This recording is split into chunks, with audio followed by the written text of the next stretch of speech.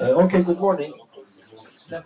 So not that much is left from trigonometry. Hopefully we have a lesson also in math for tomorrow, yes? Okay, so we will finalize more or less everything by tomorrow. But today I want to start a new lesson and I want to prove what I want to tell. So it might be a little bit uh, strange mathematics, but it is understandable for everyone, hopefully. But if you don't like the proofs, you can be patient, and then at the very end, you get a formula. That formula will be in the formula sheet, and then you can use them. And the main point is that learn how to use it. And I want to start with the motivation. We want to discuss about these kinds of functions. We already learned about sine function and cosine function separately. Yes, but now this is a famous combination of sine and cosine in one single function. So this is a combination of sine and cosine. So we want to understand a little bit about the properties of these kinds of functions. Might be one motivating question is that I write this function for you on the board. So first of all, I hope that you agree with me, a shouldn't be 0, b shouldn't be 0. Because if b is 0, then I have a sine function. So we already knew about it. If a is 0, then I have a cosine function. So a 0, b 0 is not interesting because we already know what is going on. So we assume that a is not 0 and b is not 0, so that it becomes more interesting. So for example, let me choose a to be 1 and b to be 1 for the starter, yes? So I would write y is equal to sine x plus cosine x. And then I ask you one simple question. This is a function. If you draw the function with GeoGebra, you will see what is the maximum height and you will see what is the minimum height. But before doing that, I am asking you the question, what do you think will be the maximum height and what will be the minimum height and why? So let us concentrate on maximum height. So what is the maximum height?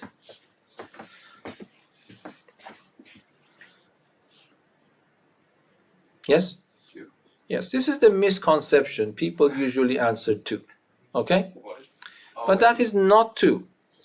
So you might, why, first of all, let me explain why this is reasonable to say 2.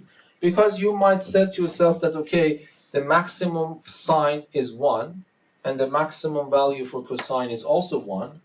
And now I am adding them up and I want to maximize y. So it seems reasonable to maximize sine and maximize cosine and then say the answer is 2. But there is a caveat here. What is that, yeah? It's the same x, so they both cancel 1. They cannot be 1 simultaneously. That's the problem, yes? Because if you see this graph, if I want to maximize sine, I have to be at this point. If I want to maximize cosine, I have to be at this point, and I cannot be here and there at the same time. Yes?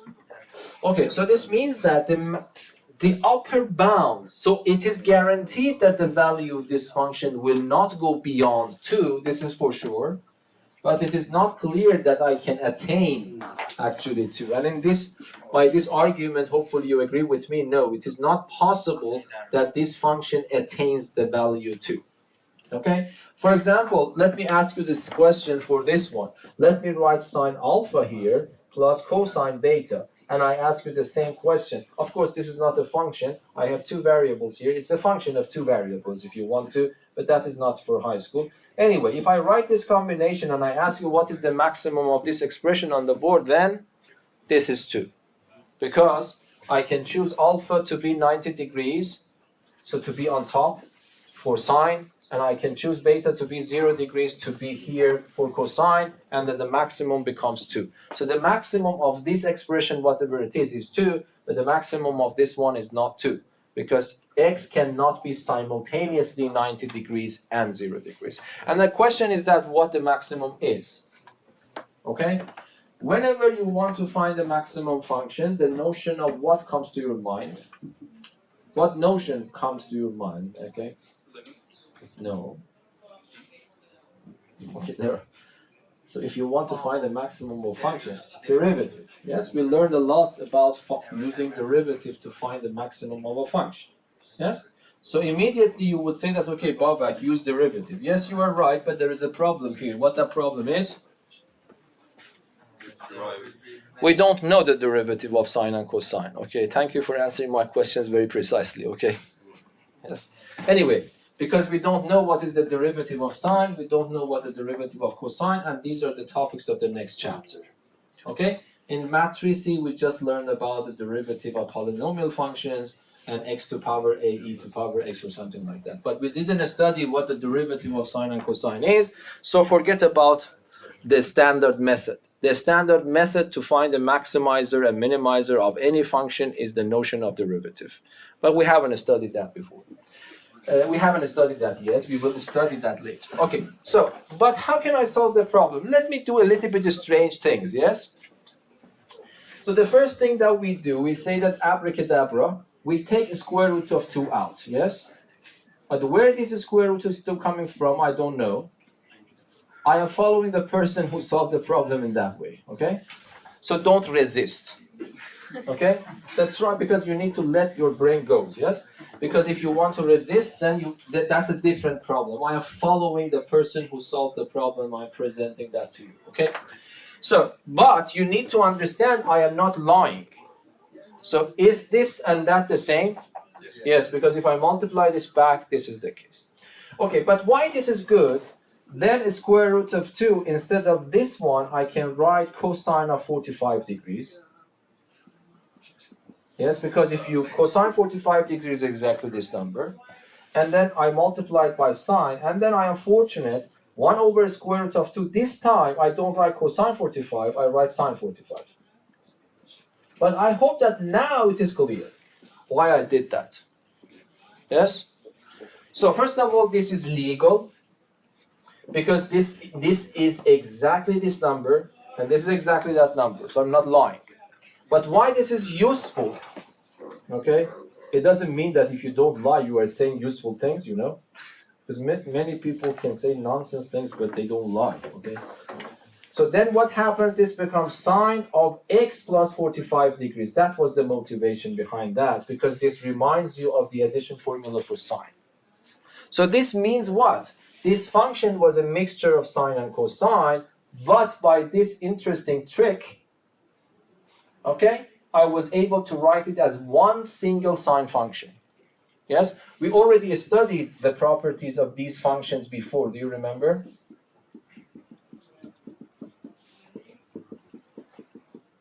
Okay, so this means that I reduced my problem.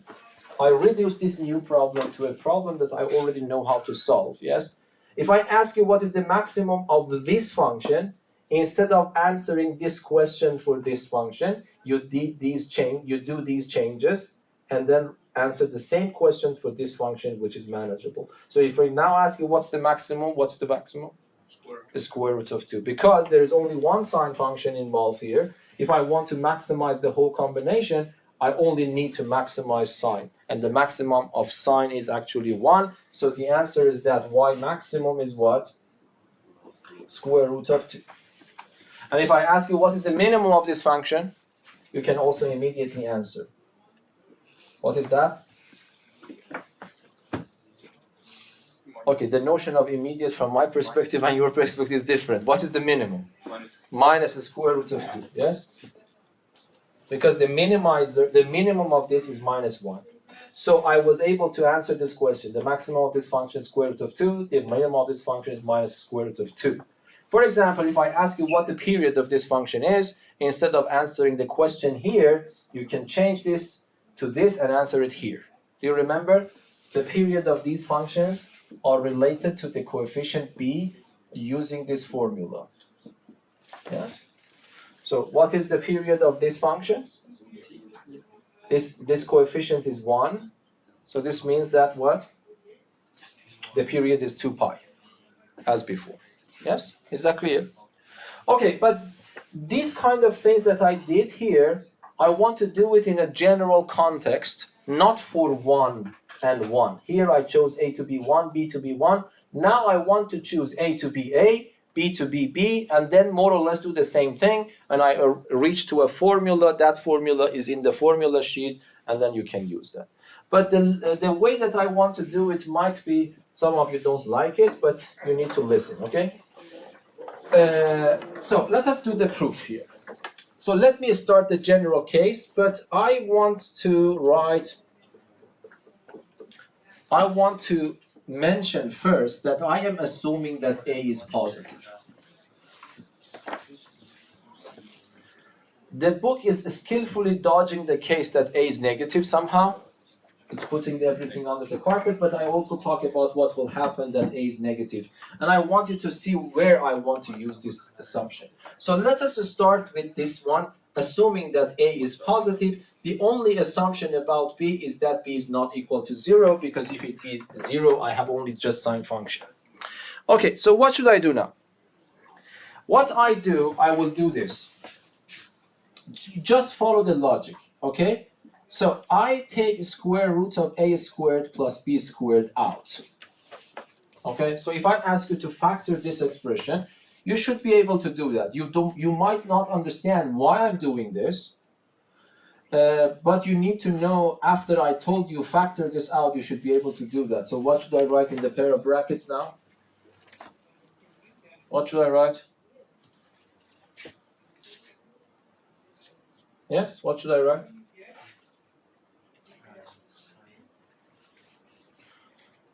You're killing me. Okay, factor this out. You're third grade in technique program. Okay, you want to factor this damn thing out. So what should I write in the pair of brackets? Factor means write something that when you multiply it back, it becomes the same thing. Isn't it hard? So just do that. Yeah. A over. A over, yes. A over. A squared plus B squared. Yes, trust yourself. Okay, this is the first thing. Why? Because I multiply this back, this and that, or cancel, I get that one. What is the next one? B over. B over. Okay, so this should be a matter of seconds. Of course, you might say, why I'm doing this? I am not expecting you to understand that. But when I say factor it out, I really expect you to do it in a matter of milliseconds. Yes? Okay, hopefully that's understandable. Okay, but now I want to do a little bit. So that this is what I'm saying. I have already seen the way someone presented it. So I'm just presenting it to you. So let us consider this to be capital X. Let us consider this to be capital Y. Okay?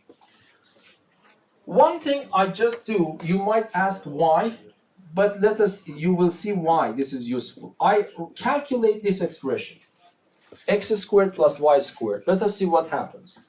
If I call this X, X squared becomes A over square root of A squared plus B squared to power 2 plus B over square root of A squared plus B squared to the power of 2. Okay, you have 2 seconds. What's the answer? Yes? 1. Good. Why it's 1? Let us calculate. If I raise it to power 2, it becomes the first one squared.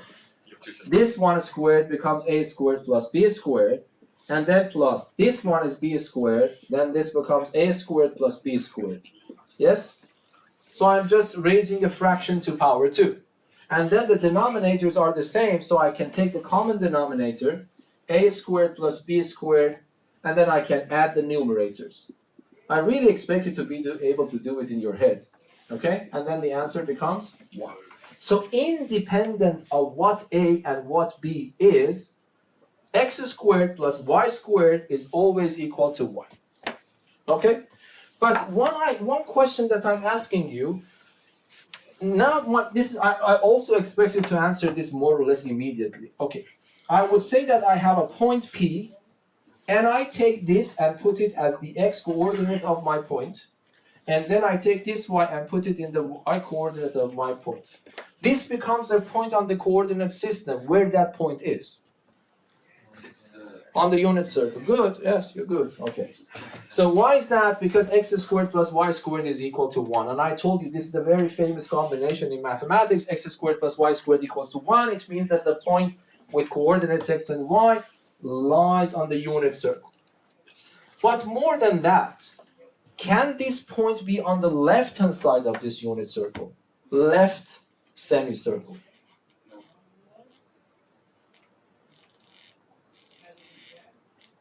Yes or no?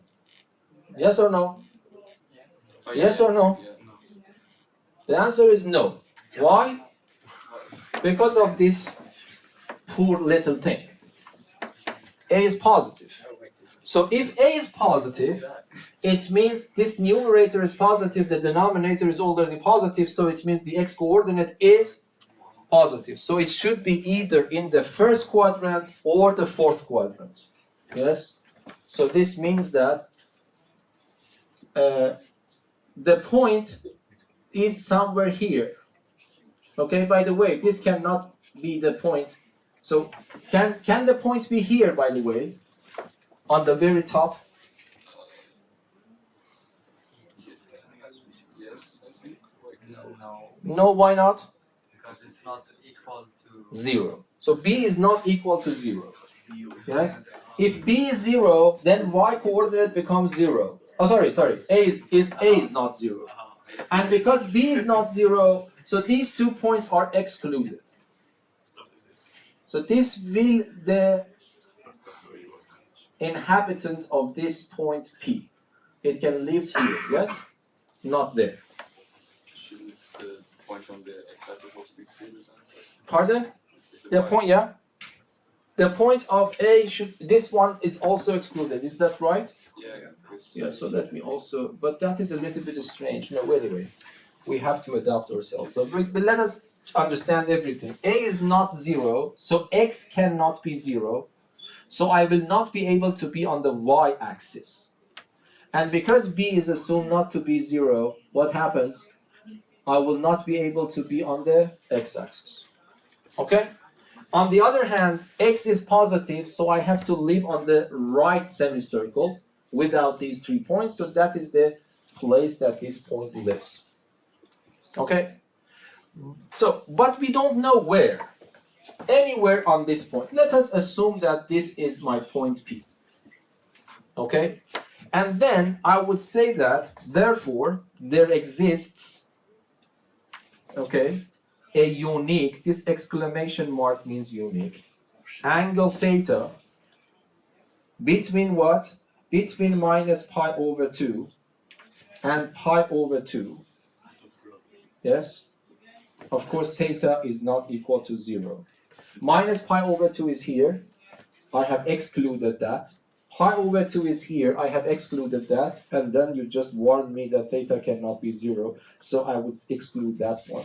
Because this angle is this one, yes? There exists a unique angle theta on this interval without being 0, such that x is equal to cosine theta, y is equal to sine theta. So let us stop a little bit because this is the important part. Do you understand what I have written? Yes? Because you yourself told me that this point lies on that circle. It doesn't matter where this is, I take that point and connect it to the origin. Then I get an angle. This angle is either between 0 and 90, or it is between 0 and minus 90. So there is one single angle on this interval so that x coordinate is cosine and y coordinate is sine. Is that understandable? Yes?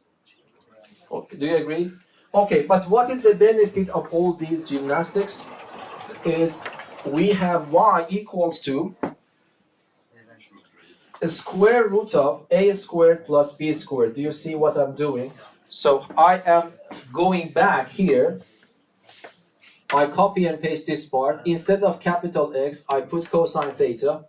Instead of y, I put sine theta. So what happens? It becomes equal to, and if you don't mind, let me write sine x first and then cosine theta. So this becomes sine x cosine theta plus the other way around, that y is sine theta cosine x. Do you agree? Yes?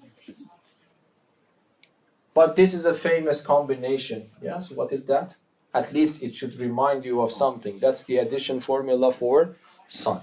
So what I do, I would write y is equal to square root of a squared plus b squared sine of x plus theta.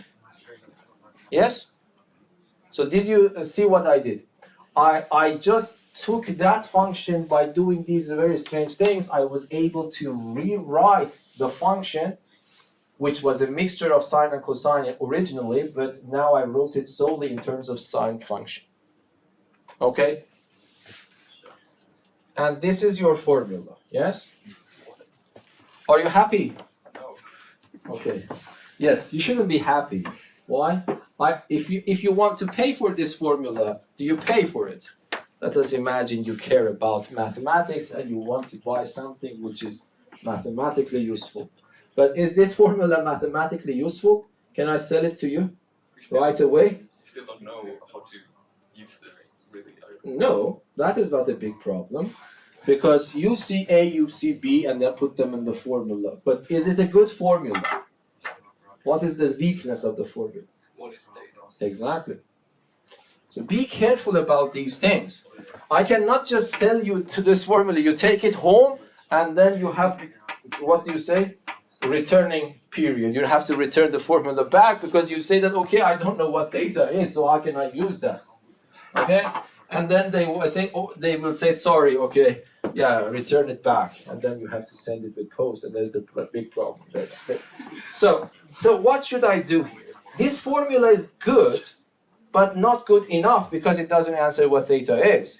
We know that theta exists, okay, but we don't know how to calculate it. Knowing that something exists doesn't mean exactly I have it, you know. Yes. So I know that many mansions in the United States are there, but I don't have them, yes? So you have to know how to use theta. So what should I do now? I need to, what I have, this is important by the way, especially in physics, it's important. So what you have is only A and B. So this is a bad formula. Because in the formula that I am trying to sell you, A is there good, B is there good, but there is something that I don't know. This formula is not good unless I really address theta in terms of A and B. So what should I do? That's simple, isn't it? So can you tell me what theta is? When I ask this question, what do I expect you to answer me? I expect you to write a formula in terms of what I have. You need to be able to express theta in terms of A and B. So what should I do? Yes? We said that the points which are on the unit circle, which has the angle theta, we defined it using A and B. So we know that capital X's are X points. So this is just your theory. Practically, yes, that is the theory. Well, but how can I use my theory to really find theta practically? It's a very simple question. If I give you A, 5. If I give you B, 7, what theta is? As simple as that. You should be able to tell me a formula that using A and B I calculate theta. Well, we called, or if we say that our x coordinate, or capital X, is A over square root of A plus A squared plus B squared, then you just take A. That's the cosine. Cosine inverse. Yeah. That's one strategy. Yes, that's very good. Because if I tell you A and B, you can calculate X, and you put it here, take cosine inverse, you get theta. Yeah. Or you might say put it here and put it there, I will find it theta. But because of some reasons, it is better technically, it is better to use tangent. But that's a technical problem. But what you said is correct. So I prefer to divide them, y by x. Okay? And then this becomes sine theta over cosine theta. On the one hand, I know what this is. What is that? Tangent theta. I hope that you can calculate this in your head. In your head, put y on top, put x below, and simplify. What the answer will be? B over A. Do you agree with me? This is B over A. So if you don't believe, let us just do this. B over square root of A squared plus B squared divided by A over square root of A squared plus B squared. This one and that one I'll cancel, so I will get B over A. This is simpler in form. Yes, this is simpler in form. So B over A is a better thing. So theta, what Oscar mentioned is correct, but this is easier to calculate than calculating that combination or that combination. So I would say that this is tangent inverse of B over A. So I will add it to the user manual. Yes? So now you know how to operate the formula. Yes? And let me write it. This formula is in the formula sheet, but I think instead of theta, they have used capital C, and capital C is a better one because they want to be consistent with this notation and that notation. Okay, so the formula that you will see in the formula sheet is this. Y is equal to square root of a squared plus b squared. So let me, instead of theta, let me write capital C to keep consistency of the notation, and then write capital C is tangent inverse of b over a. But let me also remind you about the weakness of that formula. This formula is not correct if a is negative. Okay, so let me write it like that.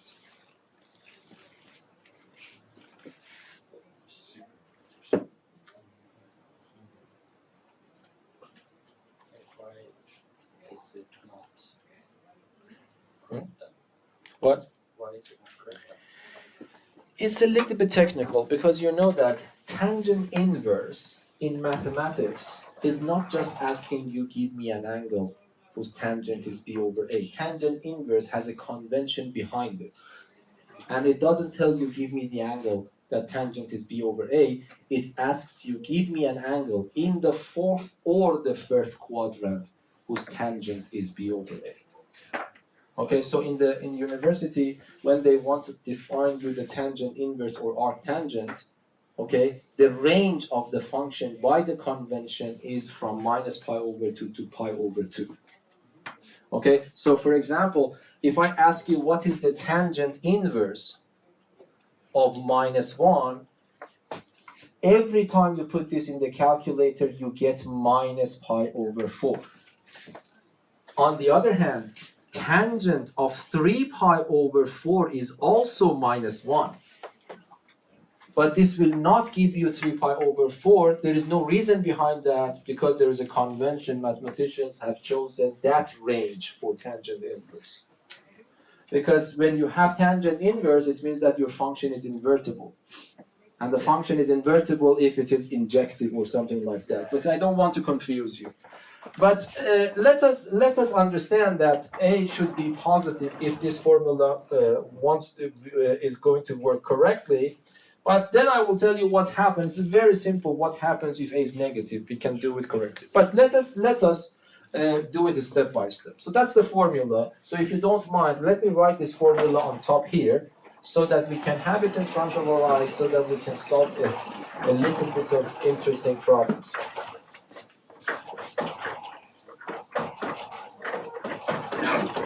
Okay, so if you don't like that part of derivation of the formula, you just need to know this. Okay, so y is equal to sine a sine x, and then if you don't mind, instead of x, I put the box, and then whatever I have in front of sine, I must have it in front of cosine as well, if I want to use that formula. And then the formula, let me also write a is positive, and then I would say that a squared plus b squared, and then it becomes sine of whatever is inside your box plus capital C. And then if someone asks you what capital C is, it's tangent inverse of b over a. So let me keep this formula here. Okay, so now let me give you some examples. Example.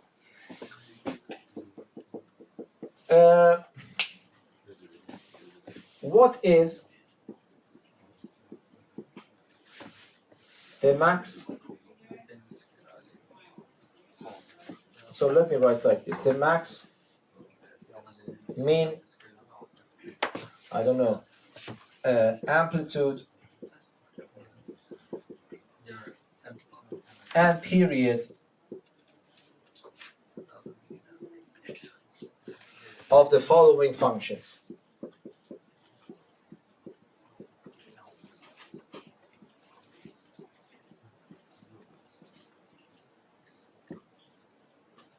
Okay, so let me write to be precise. Answer in degrees. Whenever, of course, you need it. I can use GeoGebra so that we can answer that. Okay, so let me start with a very simple example. So number one, y is equal to sine x plus square root of 3 cosine x. This is E-level question. But the only thing that you need to remind yourself in the very end of the lesson of this course, you need to remind yourself this is relevant to this lesson. Why? Because that's a combination of sine and cosine with the same angle in front of both of them. You see the box should be the same. Okay? So if I want to solve that one, what do you do first? The first thing comes to your mind, compare this with the original function, then read A and B. A is the coefficient of sine, which is in this case 1, and it is positive. And B is what? Square root of 3. Okay, so this I need to calculate square root of A squared plus B squared, which is the square root of 1 plus the square root of 3, this one to power 2, this one to power 2. So this becomes square root of 1 plus 3, square root of 4, which is 2. And then I need to calculate C. So C is tangent inverse of B over A, which is tangent inverse of square root of 3 over 1. So I have this in my memory. Tangent inverse of the square root of 3 is 60 degrees. If you're supposed to answer in radians, write pi over 3. If you're supposed to answer in degrees, write 60 degrees. And that's it. You write the formula, you write this, which is 2, and then sign your box. So I can also write the box here. The box is x. So the box is x, and capital C is 60 degrees. That's it. By the way, it is not something strange, because if you use the addition formula and multiply 2 in, immediately you get this answer back. This answer back. Okay? But that method was reverse engineering that. Okay? So if it is like this, I am asking you, can you give me an addition formula for sine so that when I expand that it becomes this? So we learned how to reverse engineer that. Because if I give you this is E-level question. Do you remember? I give you this and I ask you to expand it. So you put the formula, addition formula of sine in front of you and then expand it and then multiply 2 then.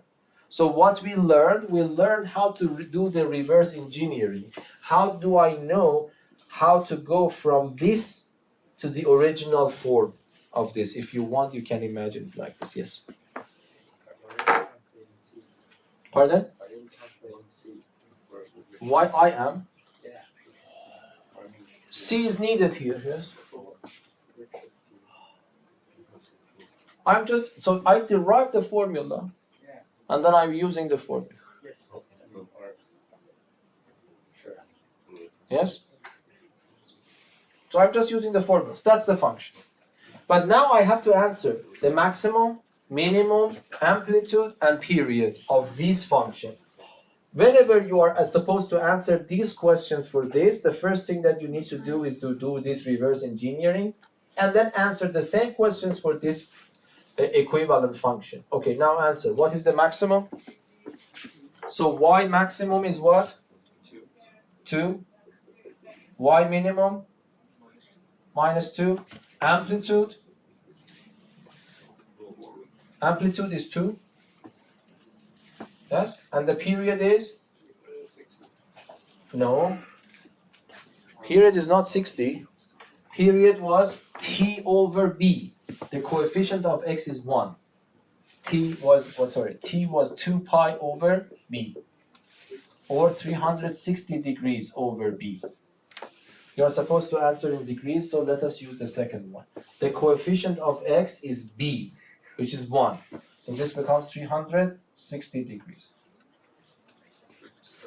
So capital B and little b. Pardon? Little b is different from capital B. Yes, capital B. I am just comparing this with what we had before.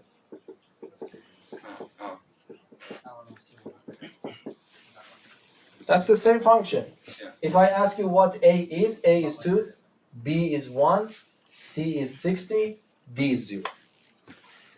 Yes? I don't know if you, but what was the original motivation for writing y in that way? Because I mean, of course, you can see that's the Pythagorean theorem that you're extracting. No, I cannot cook up with that. Whatever I say, it's just a story. Okay, but Yes. is there a specific reason why you want to do it in that form? I cannot answer that because the first time I saw it, Oh. it might be changed my brain. But if you want to start over to ask yourself, how should I understand to take this out?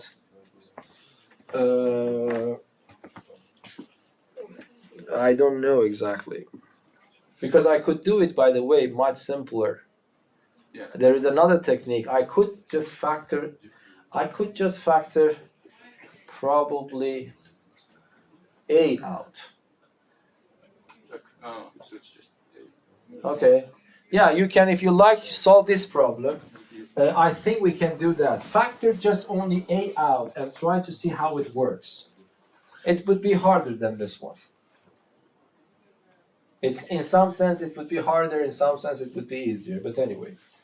Okay, let us go to the next problem. I want to answer the same questions for this one, but let me this time use GeoGebra to answer that part.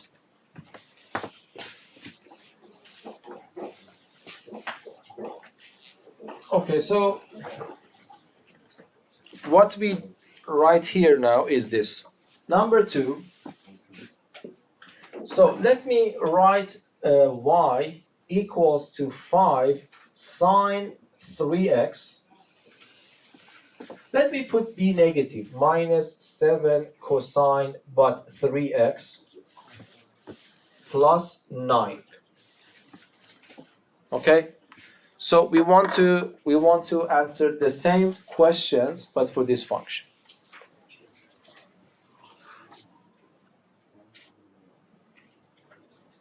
So what should I do? I hope that you agree with me. This part is according to what we discussed today, but there's a 9 at the end. So that 9 doesn't poses any problem. Whatever I do with this one, I just add 9 at the very end. But here, this part is comparable to our lesson. So in this problem, A is 5, which is positive, so as acceptable. B is negative 7. And the box is 3x. So what I do, first I calculate a squared plus b squared, which is the square root of 5 to power 2 plus minus 7 to power 2, so it becomes square root of 25 plus 49. So what that answer is, 74. Just keep it exact. And then I have to calculate c. But c is tangent inverse of b over a, which is tangent inverse of minus 7 over 5. Then this is not a famous angle, so let us go to GeoGebra. Okay, so because it is in degree mode, we can do it here. That's good. So I just go to the function f of x. Don't get confused. It is in this virtual keyboard, and then I choose tangent inverse, and then I put my number there, minus 7 over what? Over 5. And if you don't mind, let us get rid of these decimal points. So let me go and change the setting to 0 decimal points. Okay, so minus 40. So that's of course an approximation, but that is easier. Okay, so what happens, it becomes approximately, let me be precise, so approximately minus 50. I will be explicit in my exam. I will ask you how many decimal points I need you to do. So it becomes minus 54 degrees here. And now everything is ready. Let us just do that. So y becomes equal to what? This number, which is the square root of 74, sine, I'm just following the formula up there. Instead of box, I put 3x. And instead of that one, instead of c, I put minus 54 degrees. plus, of course, 9 at the very end. That's the whole point. So I was able to write this mixture of sine and cosine as a function of sine only. That's the answer. And now if I want to answer the same questions, y max, y mean, amplitude, and period, so can you help me to do that? What is y max? You want to maximize this function. 9 plus square root of sine. Yes, you put 1 for sine, it becomes square root of 74 plus 9. Square root of 74 plus 9. What is y mean?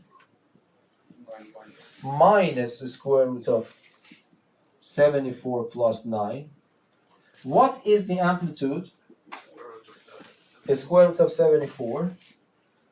And what is the period? The period is 360 degrees divided by b. b in this case is 3. So these are the answers for this function. Yes? Yes?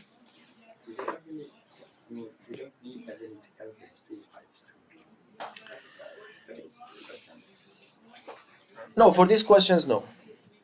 Yes, because none of them is related to C. But sometimes they ask you write it in this form, okay? Okay, let me give you a little bit harder question. So, these are the standard ones. I haven't addressed what is supposed to be done if A is negative. I will give you an example, okay? But here, let me write number 3, which is a hard question. I want to wait for you to see how you do that, okay? So number 3, y is equal to, so the 3 sine 2x, let me write it, I designed it last time. So 3 sine 2x, and then plus 8 cosine x to power 2 minus 7. Okay, so that is a little bit deviation from the standard problem, yes? There are 2 deviations here. One deviation is that in the original problem I do not have any power of 2 there. But here cosine has a power of 2. What is the second deviation? X is not. The same. So the box for sine is 2x, the box for cosine is just x, so they are not the same. So I cannot use the formula. It needs the boxes to be the same. I want to wait a little bit for you to see how you can do that. The same questions answered for that function. Okay, so if you don't mind, now let us start. Do you have any ideas what to do? Yes? But the double angular formula, you can, first of all, if you take your minus 7, and you write it as minus 4 minus 3, and then you factorize 4 from 8 cosine 2x minus 4, then you get. That's a very good idea, but I don't prefer to do that because sometimes you might spend your time to breaking this in a correct way. That is correct. If you do it, just do it. But do you remind, I hope that you understand that I gave 2 formulas for cosine x squared. Do you remember? I told you that the very famous and standard one is this one, but this is not helpful here because I will have that. Okay, and there was another formula. If you go back to my lesson, you will see probably we did another formula for cosine 2x, which is coming from the double angle formula. So cosine 2x is 2 cosine x squared minus 1. So this means 1 plus cosine 2x is 2 cosine 2x. And then I multiply everything by 4 because I want to have 8 here. So this becomes 4 plus, what Oscar also mentioned is completely correct. That is according to your taste what to do. The reason I didn't like that method, because might be this number is the square root of something. Then you have to spend your time to see how to break it down. You don't need to do that. So this becomes what? 8 cosine x squared. So it means that I can take this and put it there. So the function y becomes equal to 3 sine 2x plus, I put 4 plus 4 cosine 2x, and then I have minus 7. And that is exactly the same problem we did before, similar to the problem. So 3 sine 2x plus 4 cosine 2x and minus 3. Yes? And now this is the standard problem. So I solve it. A is 3, which is positive. B is 4. And I calculate square root of, the box is 2x in this case. So a squared plus b squared is square root of 9 plus 16, which is the square root of 25, which is 5. And if I want to calculate c, c is tangent inverse of b over a, which is tangent inverse of 4 over 3. I will of course be explicit in if you have supposed to do it in radian or degree. This is degree, and I will tell you how many decimal points to keep. But let us go to GeoGebra to calculate that. So I press tangent inverse and I put 4 over 3. Okay, so this is 53 degrees. So this is approximately, of course, 53 degrees, but that is good enough for our purpose here. So y becomes equal to 5 sine, box is 2x, and then c is plus 53 degrees. But of course I have a minus 3 at the end. Okay? And then if I ask you what is the same questions, what is y max? 5 minus 3. Yes? It's 2. Yeah, so y max, this is your y max, yes? So y bar back, you know. So y min is what? 5 minus 3 is, oh, that is wrong. No, that was right. 5 minus 3 is 2. What is minimum? Minus 8. What is amplitude? 5. What is the period? 180.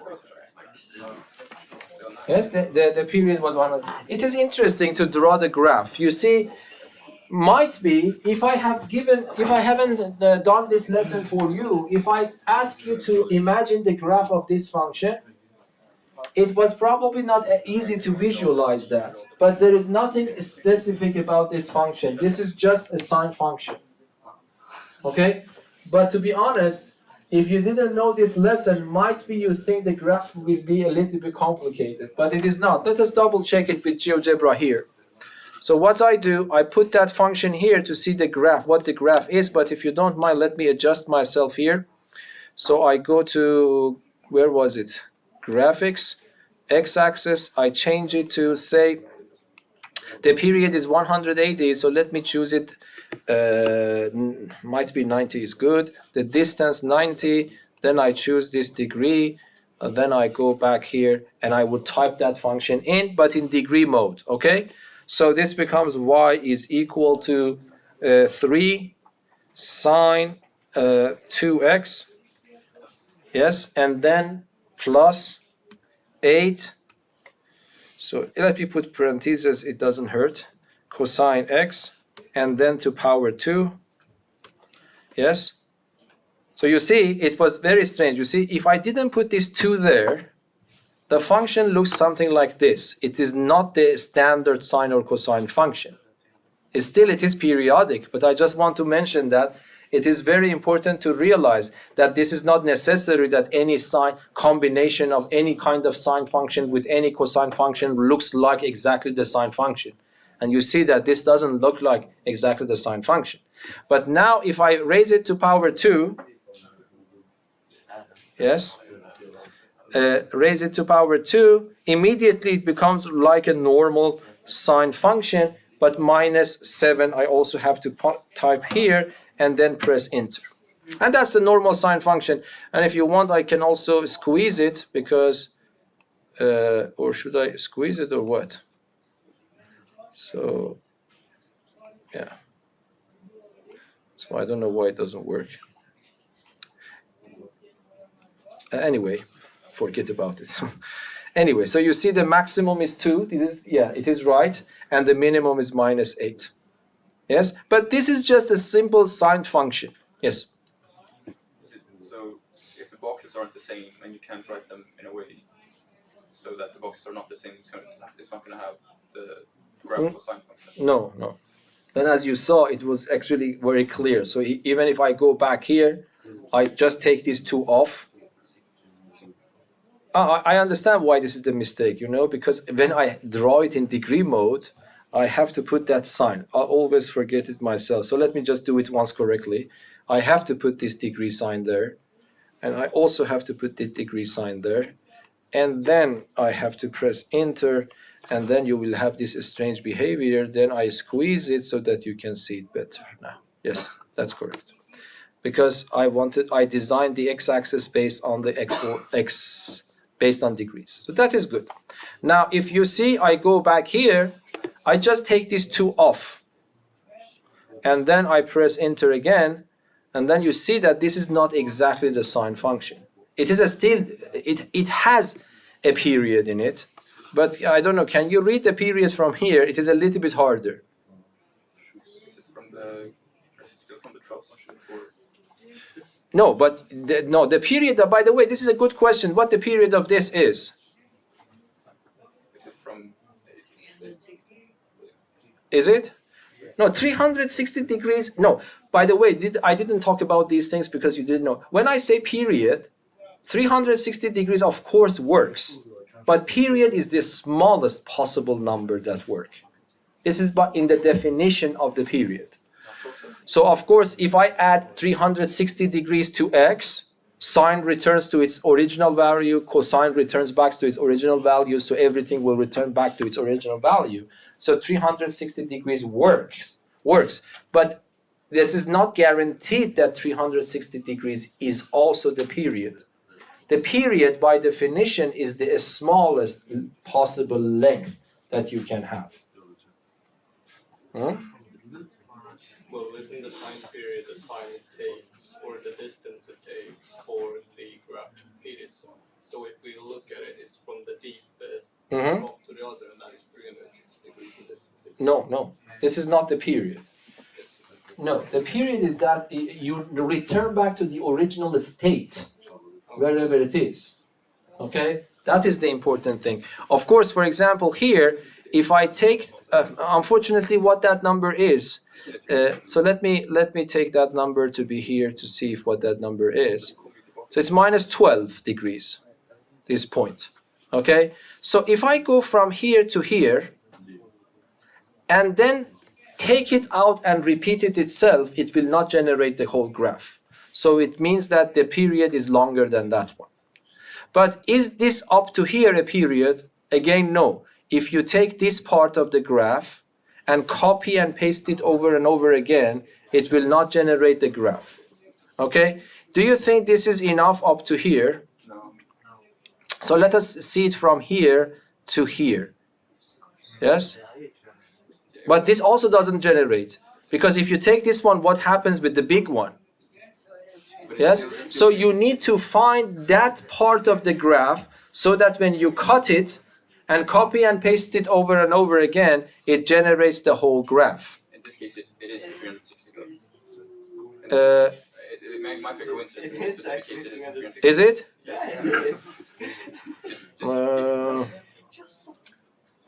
If you look at the troughs, I mean, it starts with... Yes. In this case, it is 360 degrees. That was unfortunate. Yes. Unfortunately. Yes. Yeah, but anyway, you understand what I mean, yes?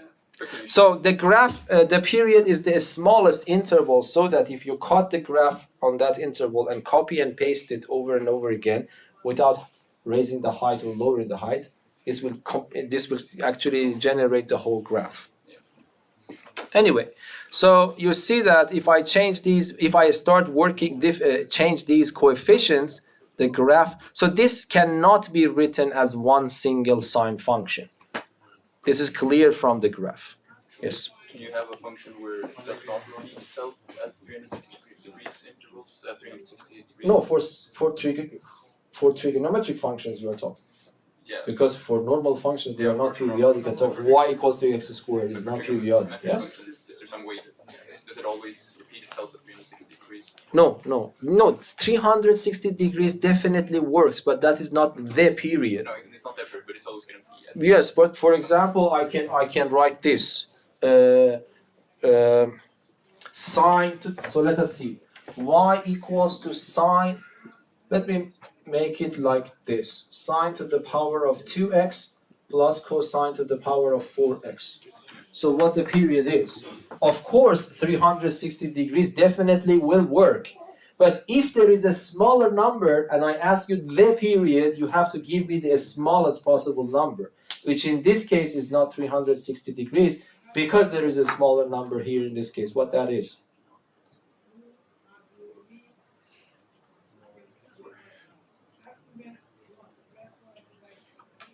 Let us draw it so that you can see it with the picture. That's a good exercise. I haven't practiced on this part actually.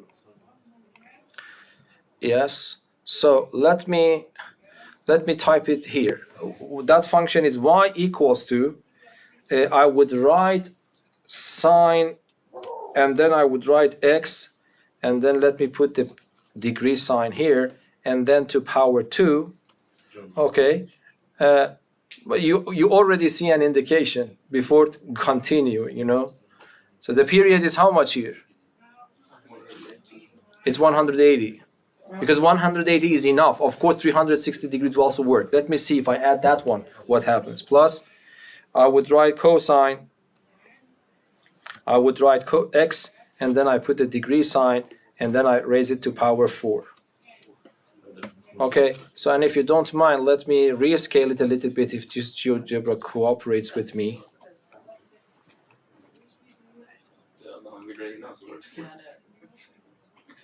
Okay, so this is the situation. And by the way, it seems to be just a sine function again. Okay, it's a good exercise. Can you write it as just one single sine function? But before that, I hope that you agree with me. Now the period is not 360 degrees. What the period is, by the way? 90. Isn't it the case? But 90 is very strange. I don't understand it myself. Why it should be 90? It seems 90, yes? Because if I take this part of the graph, only this part, and I start copy and pasting it over and over again, it will generate the whole graph. So it should be 90. But analytically, can I see that this period is 90? Yes, we should be able.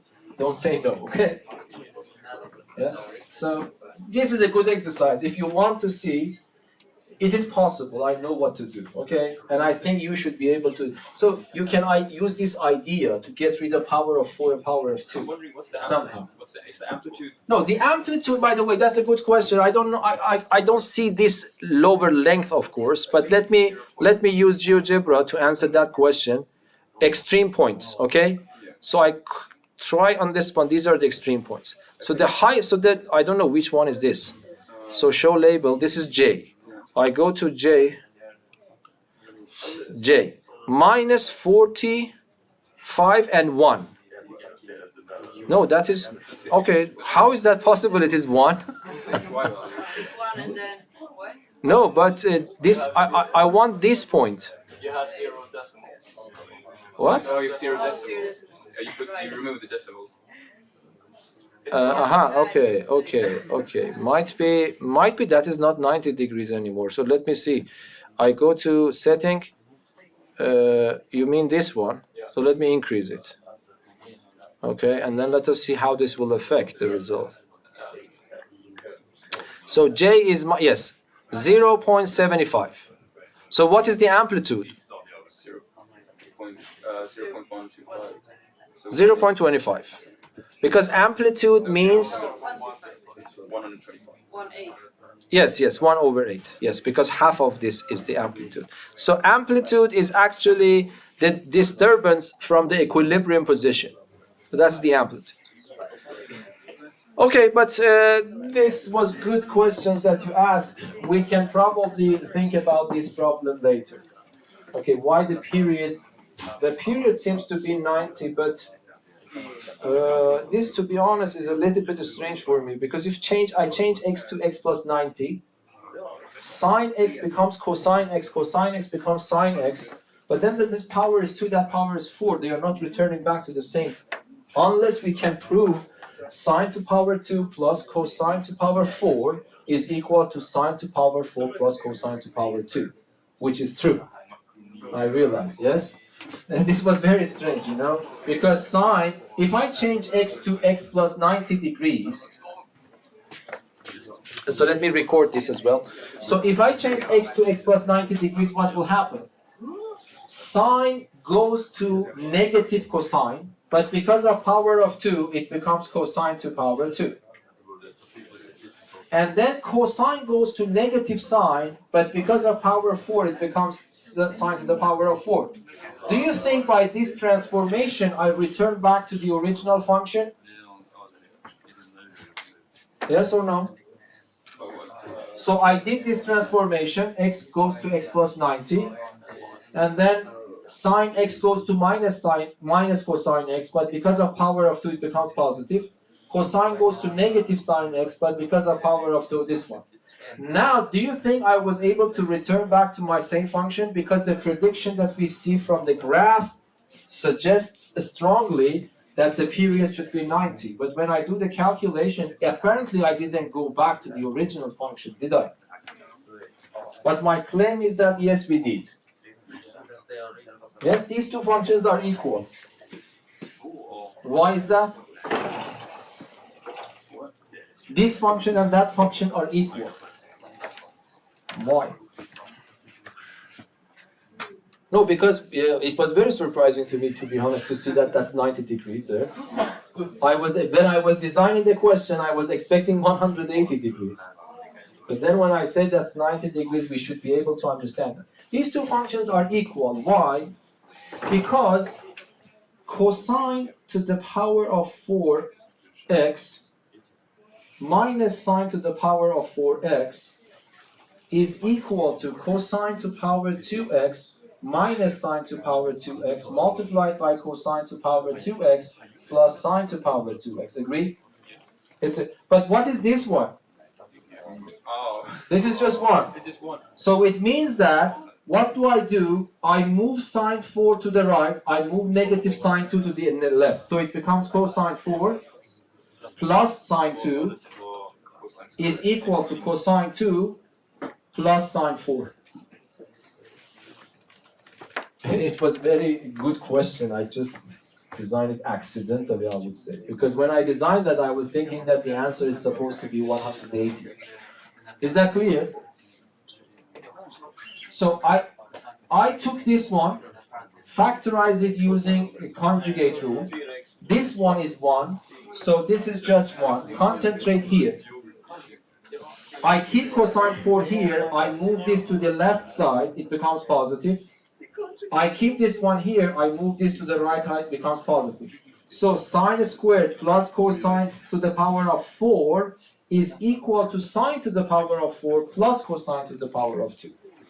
So that prediction was correct, because when I changed x to x plus 90, I was able to return back to my function. So the period is 90. So that was a byproduct of discussion here, actually. Any questions? No? What else we can say? Okay, let me talk a little bit about what happens if A is negative, and then we are done. We continue tomorrow. So what do you think will happen if A is negative?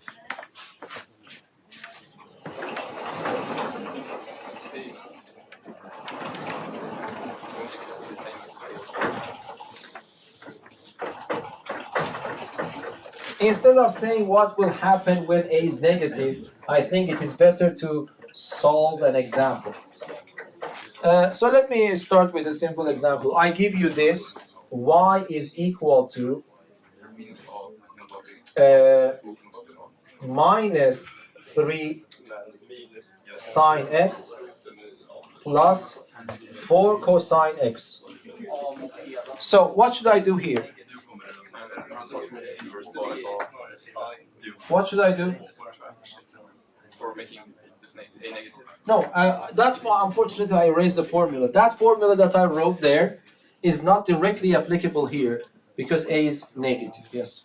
The first thing I would do is that we get to the stage of y is equal to square root a plus a squared. Might be it works. I don't want you to start from scratch. I want to use the exact result that you have in the formula sheet, but for the negative value. What do you think I will do? You can do it from scratch, but I don't want you to do it. Should we just start by trying to try it? I start to make it positive by factoring a minus sign. Yes? So I factor a minus sign, this becomes positive, this becomes negative, but I'm not worried if this one is negative. And then what I do here, I calculate A here is 3, B is minus 4, and then what I do, I calculate square root of A squared plus B squared. This becomes 5. This is simple, okay? And then tangent inverse, so C is tangent inverse of B over A. So which is tangent inverse of minus 4 over 3. We had this somewhere. That is minus 53 degrees if you put in GeoGebra. But then be careful. What happens, you will have y is equal to, what I have done is for this one, but I have a minus sign here. So it becomes minus 5 sine x minus 53 degrees. This one is correct. Okay? If you are happy with this, that's okay. But can you tell me how can I make minus 5 to positive 5 if I insist to write? Because amplitude, especially in physics, you don't see negative numbers here. Because these numbers are amplitude in physics, so we prefer to have it positive. But if this is negative, this is inevitable. It has to be negative. But if I insist to make it positive, what should I do? I may be interpreting, but could you pull a minus sign out from a... Yes, this is possible, but that is another big problem. Now it becomes You know, 3 minus x. yes, then it becomes minus x. Now, do you understand? One thing is that if I factor the minus sign out, it becomes negative x plus 53, then I get rid of this minus sign, quite good. But the point is that I still want to keep x positive. Because in physics, omega x or omega t or kx, okay, in physics you have kx. K is the wave number. And the wave number in physics is positive. So it is good to be able to keep it positive again. So then what should I do? Taking negative sign out will fix this problem, will bring a new problem in. But if I want to get rid of this minus sign and still keep the coefficient of x positive, I need to use this idea. Sine of a box plus 180 does not return back to sine, it returns back to negative sign. So you should be very good in these things by the time now, okay? But you can use symmetry arguments or addition formulas for sine. So what I will write y is equal to 5 sine. I add 180 degrees to it. And then what can I write? I can write y is equal to 5 sine x. And then what happens here? 127 degrees. So in case that a is negative, that's not a big problem. I factor a minus sign. If you're happy with keeping it, it's okay. Otherwise, use this trick to get rid of that minus sign that you put out in the beginning. Okay, so I hope that this is somehow useful. So we stop here and then we continue the lesson tomorrow.